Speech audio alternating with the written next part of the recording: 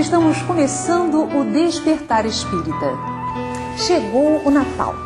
É clima de confraternização, momento em que se comemora o nascimento de Jesus. Esse período, porém, está tomando aspectos muito artificiais, comerciais mesmo. Compras de presentes, confecções da ceia natalina. Mas qual o verdadeiro sentido do Natal em nossas vidas? Que reflexões o Natal pode nos oferecer? Para conversar conosco sobre este assunto, está aqui Fabiano Nunes. Nós estamos juntos na Rádio Rio de Janeiro, no programa Encontro com Jesus. Fabiano, bem-vindo ao nosso programa. Allan Kardec, no Livro dos Espíritos, questiona a espiritualidade acerca de qual o modelo, o tipo mais perfeito que Deus teria dado ao homem para lhe servir de modelo e guia. E a resposta foi bem objetiva: Jesus. Jesus é um modelo muito acima ainda para nós conseguirmos alcançar?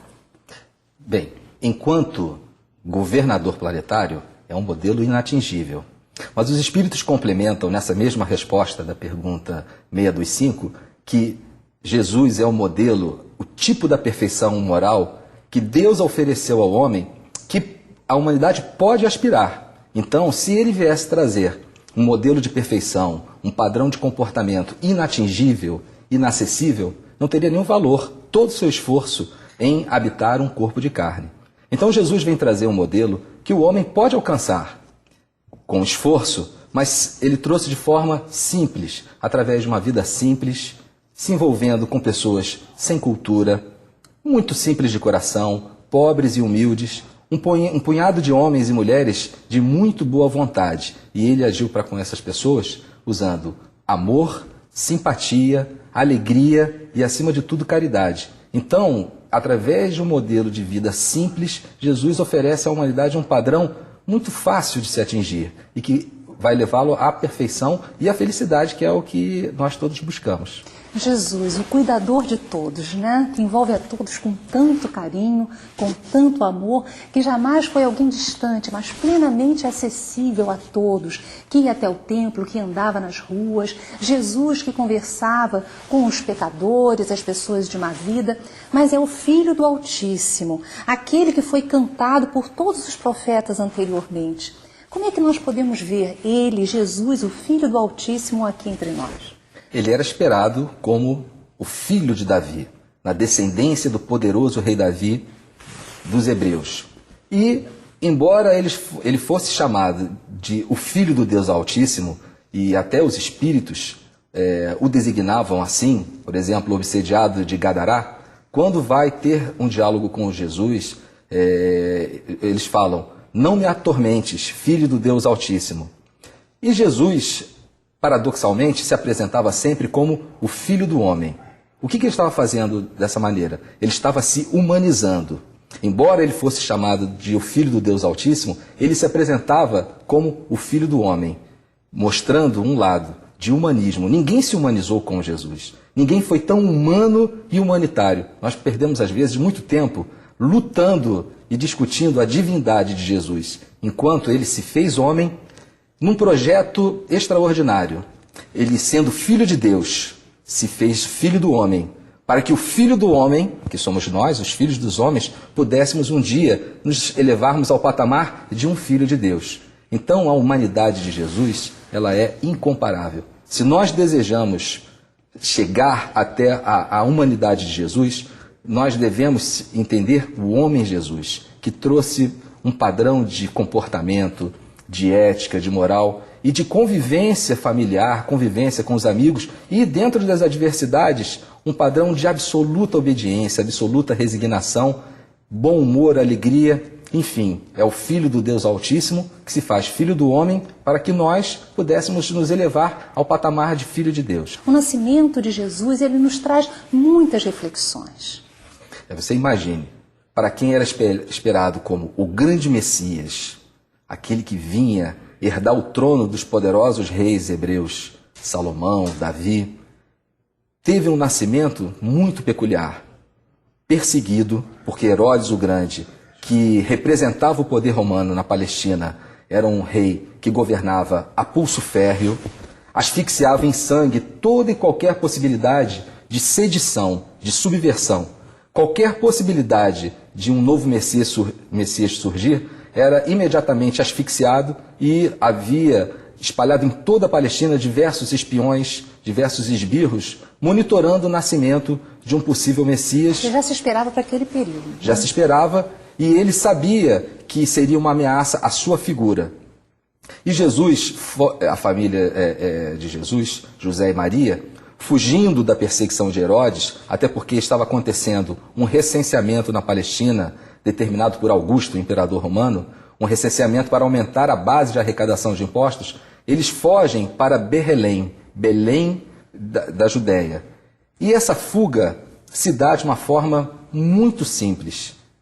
Maria, montada num burrinho, num animal de carga, provavelmente em trabalho de parto, não encontra sequer um local para repousar e nascer o filho. Então eles vão procurando pouso, encontram hospedagem numa estrebaria. E as estrebarias, onde ficavam os animais, ficavam sempre dentro de casa, próximos à casa, faziam parte da própria casa, porque o calor do corpo dos animais aquecia o ambiente, era uma época de muito frio na Palestina. Então, quando Jesus vem ao mundo, ele já traz uma primeira mensagem magnífica. O homem precisa da natureza, porque ele, mesmo sendo o rei solar, aquele que toda a humanidade sempre esperou, precisou do calor do corpo dos animais para poder sobreviver. E se não fosse o calor do burro, do jumento, dos outros animais que estavam na estrebaria, ele não suportaria o frio porque ele era um bebê recém-nascido. Então você imagina, a humanidade precisa da natureza. É uma mensagem sem palavras. Nasce de uma forma simples, não tinha sequer um berço.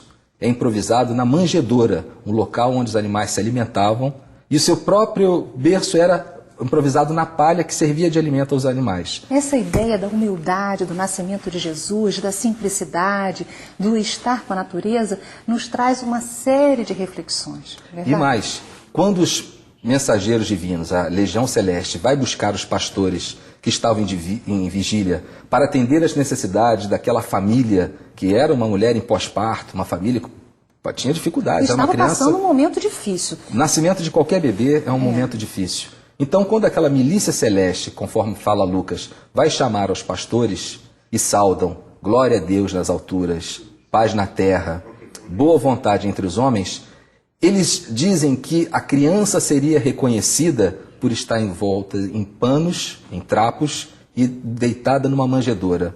Então, o nosso Rei Celeste se humaniza a esse ponto. Para chegar ao coração do homem, para conseguir chegar ao coração da própria humanidade, ele vem simples, humilde, pobre, envolvido em trapos, deitado numa manjedoura, esmolando amor e proteção, mesmo sendo Jesus, o construtor, o co-construtor do nosso planeta, esmolou proteção a dizer, não importa quem nós somos, nós precisamos uns dos outros. Não podemos abrir mão disso, não é? E depois tem aquele episódio muito significativo da fuga de José, levando Maria e o menino para o Egito em virtude da perseguição de Herodes. O que isso pode nos trazer de ensinamento, de reflexão? Então imagine uma família já tão pobre, nasce sob a perseguição de Herodes, vigiada e monitorada por soldados, sob vigilância intensa, e ainda tem que ser um refugiado. Ele sai da sua pátria natal, do seio dos seus outros familiares, para viver no Egito. Então é um menino, um bebê, que já começa a vida sob perseguição, refugiado, e nem por isso a sua família se desagrega. José coloca todos os seus esforços para proteger a sua família, Maria, a mãe amantíssima, e aquele momento que parecia ser dificílimo, na verdade, transforma-se num enorme poema que foi escrito no coração de todos nós. É por isso que hoje, próximos ao Natal, no nosso coração, uma emoção diferente vem, que é a emoção de saber que toda a humanidade cristã está relembrando esses momentos que são tão significativos para nós. Nós vamos fazer uma pausa para o nosso intervalo comercial, mas voltamos já já conversando com o Fabiano sobre as reflexões do Natal.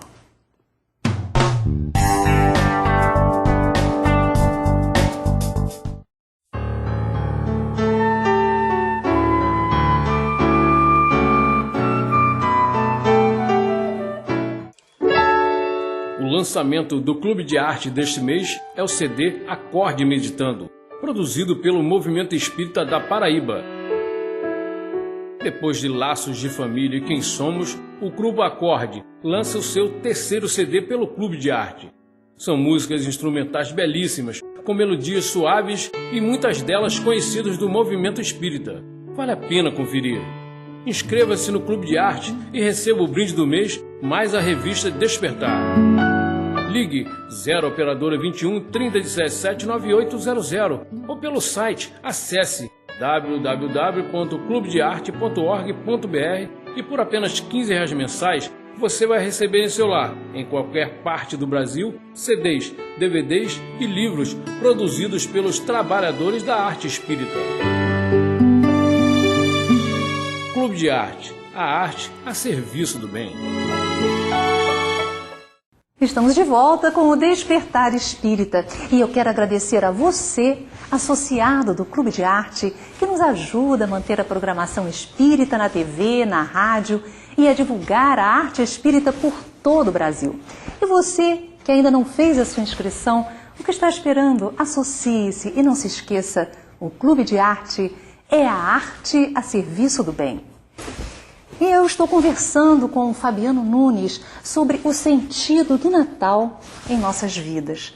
Mas antes de eu te fazer esta pergunta fundamental, eu gostaria de fazer um paralelo entre aquele momento que Jesus viveu na Terra e o momento atual. Aquele momento também era um momento cheio de dificuldades econômicas, dificuldades políticas, até violência nós víamos ali.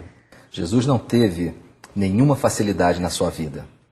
Ele vai para uma cidade que é Nazaré, já na Galileia. E a cidade de Nazaré, da Galileia, era uma cidade muito pobre, muito humilde, muito simples. Tanto que as pessoas que viviam lá eram altamente discriminadas.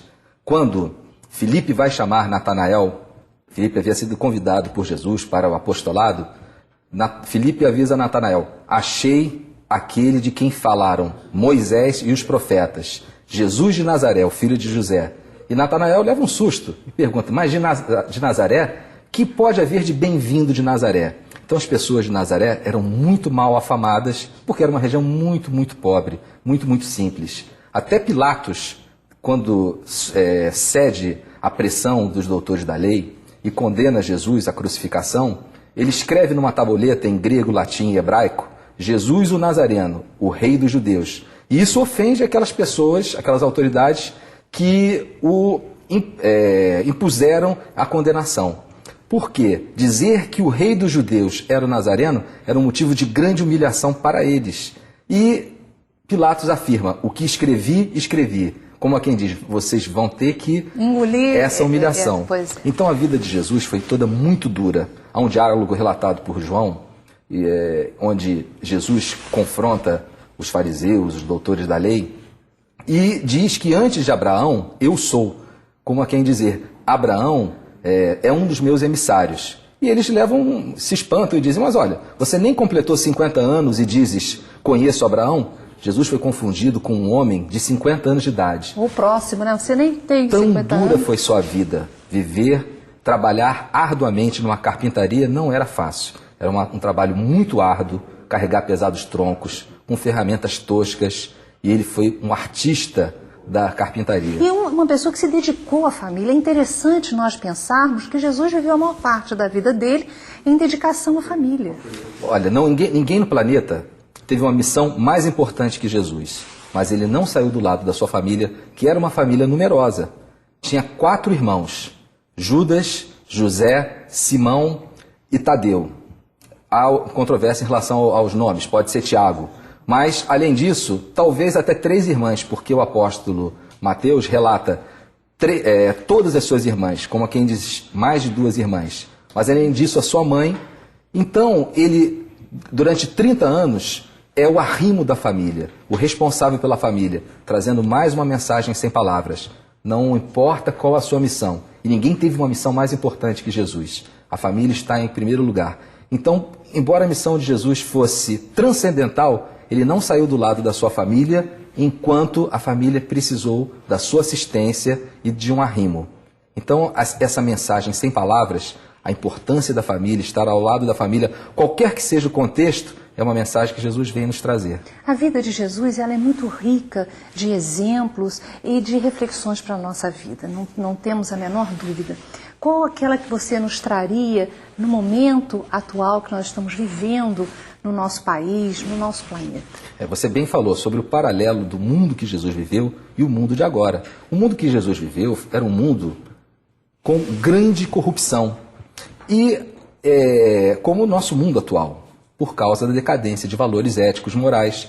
E mesmo vivendo num mundo de corrupção, Jesus jamais se envolveu nela. Pelo contrário, amou aos corruptos e aos corruptores. Com a mesma coragem que ele enfrentava aquelas autoridades que usavam o povo, exploravam o povo, massacravam o povo e até usando a própria religião como uma ferramenta, essa mesma coragem ele usava para tocar o leproso, que era uma proibição, dar proteção à criança. As crianças se sentiam seguras com Jesus. Os mais pobres, os mais necessitados, e as mulheres? os enfermos. Fala-nos um pouco das mulheres e Jesus. Todos os degradados sociais, e Jesus era também vítima de preconceito social, encontravam em Jesus um amigo. O evangelista Lucas mostra claramente um homem alegre, amigo dos marginalizados. As mulheres, que tinham uma posição inferior. Mas, além das mulheres, os estrangeiros também gozavam de grave reputação negativa. Jesus era amigo dos estrangeiros.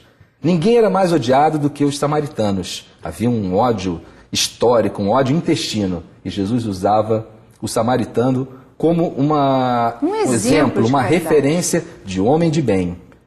Havia muita violência. Lembre-se que na parábola do bom samaritano, Jesus diz que um homem descia de Jerusalém para Jericó e é assaltado por ladrões, que o maltratam e o deixam à morte. E ele conta a história do bom samaritano. Aquele exemplo é um exemplo do cotidiano. Havia muita violência na época. E Jesus respondia à violência com a não violência, com amor. Tanto que Pedro, que tinha uma espada, quando Jesus é preso no jardim do Getsemane, próximo ao Cédron, Pedro saca a espada e vai defender Jesus. E Jesus se entrega às autoridades. Mas Pedro corta a orelha de Malco, como relata o evangelista João. E Jesus cura a orelha de Malco e diz a Pedro: Simão, embainha a tua espada, porque quem pela espada ferir, pela espada será ferido. Então, mesmo nesse contexto, Jesus ainda aparece como o amigo dos agressores e dos agredidos. Qual o sentido, Fabiano, do Natal em nossas vidas? O sentido do Natal é o sentido da existência de Jesus. Veja bem, naquela época, as pessoas nem se entendiam direito. Havia vários dialetos. Jesus falava o arâmico, mas o arâmico ainda tinha divisões. Havia o arâmico da Galileia, era o que eles falavam, o arâmico galileu. Na Samaria se falava um dialeto arâmico chamado arâmico samaritano. Alguns falavam o neo-hebreu ou hebraico. E ainda havia aquelas pessoas que falavam as línguas do grupo cananeu, do grupo helênico, que é um grego arcaico, do latim. Então muitos não entendiam Jesus. Muitos não conseguiam ver Jesus, porque naquela montanha nem todos conseguiriam ouvir Jesus e as multidões eram muito grandes, 5.000 pessoas são relatadas buscando Jesus. Então, se alguns não compreendiam a língua de Jesus, outros não conseguiam ouvir Jesus, bastaria pousar os olhos naquele homem e a mensagem toda chegava. Mensagem de puro amor. Lázaro, em O Evangelho segundo o Espiritismo, Lázaro, que saiu da morte aparente pelas mãos de Jesus, diz assim: o amor resume a doutrina de Jesus por inteiro. Então, toda a doutrina de Jesus se resume à palavra amor. E ela era facilmente compreensível à humanidade porque ela era amor em ação, a mais pura, simples e clara caridade.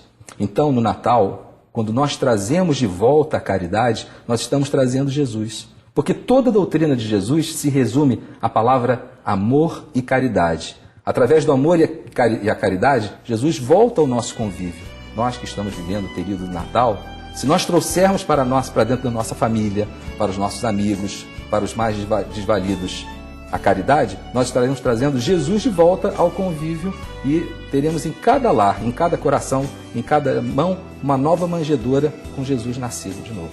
Obrigada, Fabiano. Natal é a luz de Deus que nos alcança. Em casa, triste mãe exclama reverente: Jesus, Salva meu filho infeliz e doente. Em ti, Senhor, é a nossa última esperança.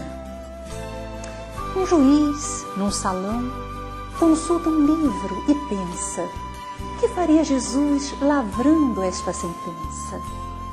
Jesus, um nome só em milhões de louvores. Pastor que Deus nos concedeu para milênios. Natal é a gratidão ao mais sábio dos gênios, que nos conduz à paz e afasta as nossas dores. Maria Dolores, através da psicografia de Francisco Cândido Xavier. O Despertar Espírita deseja a você e aos seus amores, a toda a humanidade, um Natal com Jesus, com toda a paz e todo o amor. Fique com Deus.